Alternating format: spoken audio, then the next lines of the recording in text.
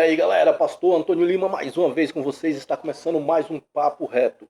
Antes de mais nada, como sempre, eu quero pedir para você se inscrever aqui no canal, para você deixar o seu like, para você compartilhar os nossos vídeos com o maior número de pessoas que você conhecer.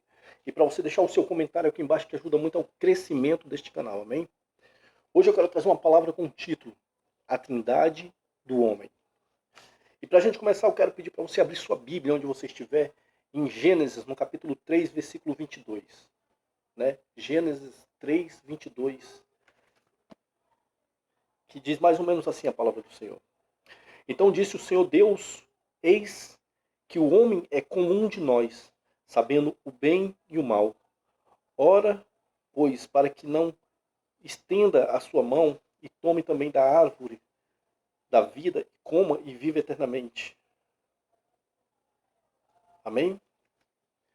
A palavra do Senhor diz em Gênesis, no capítulo 3, versículo 22, que Deus, conversando com o próprio Cristo naquele momento, né? Assim nós podemos imaginar o que aconteceu naquele momento, quando Deus criou o homem e a mulher, criou a humanidade, criou os animais, criou as plantas, criou o universo.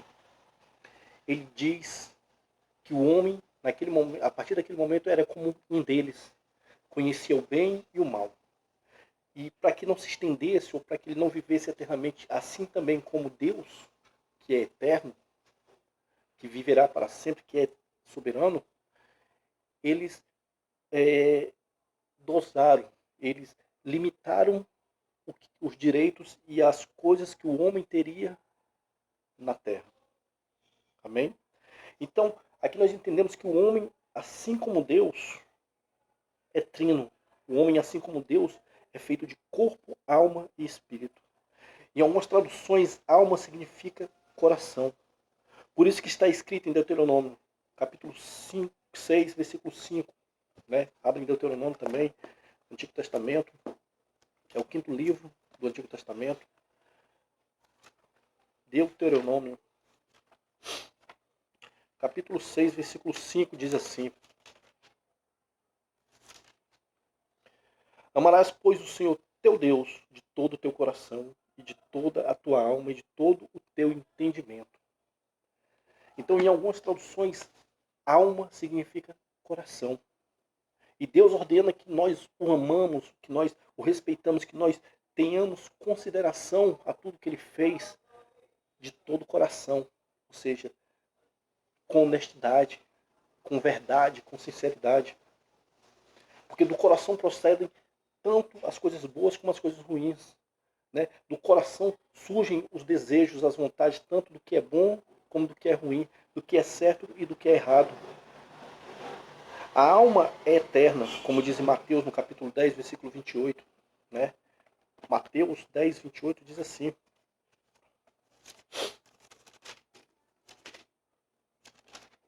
Dez, 28, que diz mais ou menos assim: E não temais os que matam o corpo e não podem matar a alma. Temei antes aquele que pode fazer perecer no inferno a alma e o corpo. Por quê? Porque a alma é eterna. O nosso corpo, se você que não está entendendo o que eu estou querendo dizer, o nosso corpo é como algo provisório, algo passageiro. É como se nós pagássemos aluguel de alguma coisa, mas que nunca será nosso. Você paga o aluguel de um carro, o aluguel de uma casa, o aluguel de um objeto que você necessita para a sua vida, mas aquilo nunca será seu. Aquilo nunca vai lhe pertencer. Da mesma forma, a nossa alma pertence a Deus. Foi Ele que nos deu, o nosso espírito pertence a Deus. E um dia Deus vai requerer isso. Ele vai querer de volta, Ele vai levar novamente para si. Mas o nosso corpo é passageiro. O nosso corpo é emprestado. O nosso corpo é algo que vai... Né? Então nós temos que entender que, assim como Deus, nós somos trino, nós somos feitos de corpo, alma e espírito. Nós temos uma trindade a ser respeitada, uma trindade a ser considerada, uma trindade a ser feita. O corpo, por sua vez, é templo do Espírito Santo. E Deus tem um extremo ciúme do que Ele criou. Deus tem extremo ciúme do que Ele fez. Por isso que jamais um homem poderá servir a dois senhores, jamais um homem poderá fazer passar um tempo no mundo e estar dentro da igreja, passar um tempo usando drogas e estar curtindo uma balada. Porque Deus tem extremo ciúme do que Ele criou, que foi cada um de nós. Cada um de nós já foi planejado antes do ventre da nossa mãe, antes mesmo que a gente viesse a nascer, nós fomos criados com um propósito. Muitos, sim, se desviam no caminho deste propósito, muitos se afastam desse propósito, muitos deixam de seguir este propósito, muitos seguem por outros caminhos porque acham mais agradáveis aos seus olhos, mas Deus nos criou com um propósito. Assim como Ele criou Adão, como Ele criou Eva, no princípio de tudo, Ele criou com um propósito. Mas o homem tem a tendência de muitas das vezes se desviar, se deixar levar, se guiar por outros caminhos, né? Então, o corpo é algo provisório, é um templo. Hoje está cheio, amanhã pode estar vazio. Hoje você respira, amanhã você pode estar morto, né? Contudo, destruímos a casa de todas as maneiras que existem, né? Tá entendendo? Nós mesmos estamos destruindo aquilo que Deus criou, se prostituindo com drogas, bebidas, né? Cigarros, homicídios, até quando nós matamos alguém, quando nós cometemos um crime contra outra pessoa, quando tiramos a vida de outra pessoa, nós estamos destruindo aquilo que Deus criou. Não só o nosso próprio corpo, mas o corpo do outro. Nós estamos destruindo aquilo, nós estamos ferindo, nós estamos machucando aquela pessoa.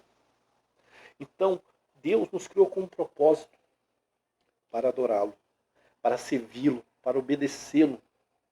Mas ninguém quer ficar por debaixo, ninguém quer ser submisso à vontade de Deus. Hoje o homem quer ser o próprio Deus, ou quer ser o seu próprio Deus, quer se auto-adorar, no lugar de servir o único Criador, no lugar de estar diante do único Deus, do único Senhor que existe. Porém, a palavra de Deus diz que o homem está sujeito a morrer só uma vez, depois segue-se ao juízo. Hebreus, no capítulo 9, versículo 27, fala exatamente sobre isso. Hebreus 9, 27. Né? Hebreus 9, 27.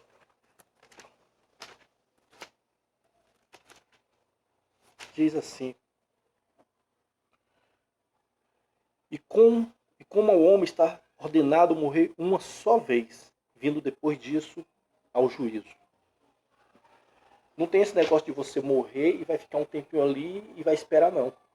Ao homem está sujeito a morrer só uma vez. Então, aproveite o que Deus tem para te dar, o que Deus te deu já, que foi a vida, para usá-la da melhor maneira possível. Porque depois que se morre, segue-se ao juízo. Depois que se morre, cumpre-se ao mandamento que Deus deixou, cumpre-se a vontade de Deus. E aí você vai ser julgado por tudo que você fez. Você pode parar neste momento e se analisar e ver o que você realmente está fazendo como criação de Deus, como criatura de Deus, o que você está fazendo para Deus e com Deus, ou diante de Deus.